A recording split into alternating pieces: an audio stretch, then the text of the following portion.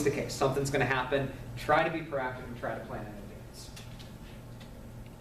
So, some questions to ask yourself. Is it age and developmentally appropriate? Are risks and hazards present? What precautions do I need to do to make the activity safe? What do I do if a child misuses equipment? And what can I do if a child is hurt? So, you also have the problem of some children that play with anything. Doesn't matter what it is, they want to pick it up, they want to touch it, they want to feel it. So if they have sharp objects, that's going to be a problem. Too many children working in an activity together becomes unsafe. And that can be frustrating as well. So when you have things like, kids playing with cars on a racetrack, make sure that there's enough cars for the kids and that they're not stepping over each other and crossing over each other. When you have things like paint, glue, crayons, and clay, ensuring that it's non-toxic is a no-brainer, but make sure that it is. So field trips are liability concerns. I hate to say that because we all like field trips. I like field trips. You like field trips. You can't wait to take your kids for field trips. Have to have written policies and procedures, and you have to have permission slips signed. The easiest way for you to lose your job as a teacher in the United States is to take a kid on a field trip that was not allowed to go on the field trip. You're fired, you're done, and if the parent is an aggressive parent, you're going to lose your teaching certification too. If a child does not have a permission slip, they don't go. No crying, no whining, they don't go, end of story. You protect yourself and you be safe. And the kid might hate you for a day, but honestly, it was the parent's responsibility to sign it, and you don't want the liability case. Pets.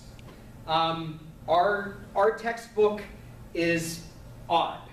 And I realize some of you are going to went to schools where pets were a big deal.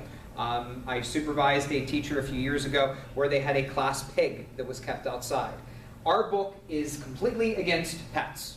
It does not support them because of allergies, and it says that pets that could potentially injure kids can be a problem as well. So basically, they say that the pets should be in the hands of the instructors and the adults. It's up to you, but I know that kids are going to have allergies. I'm a cat person. My wife and I have 12 different cats. And I know that I couldn't bring all my cats into a classroom because I'm sure there would be children with cat allergies. And that would be a problem. So, legal implications. If you work in a public school district, you are protected for the most part.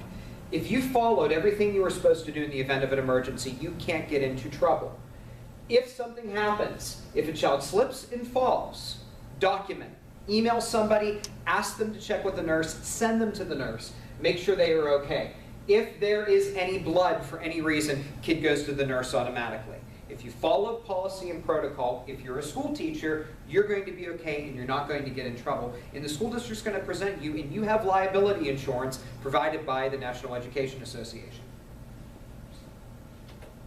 So, if something bad were to happen, contact a parent or guardian. That's also important.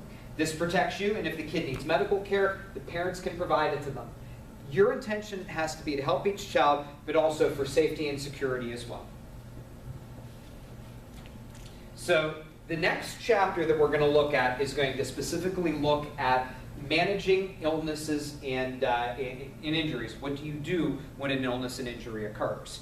But I want you to refer to this chapter a lot when we're talking about the safety presentations, because you're going to need this one for your final project in the class. If there's anything I can do to help, as always, let me know. Thank you.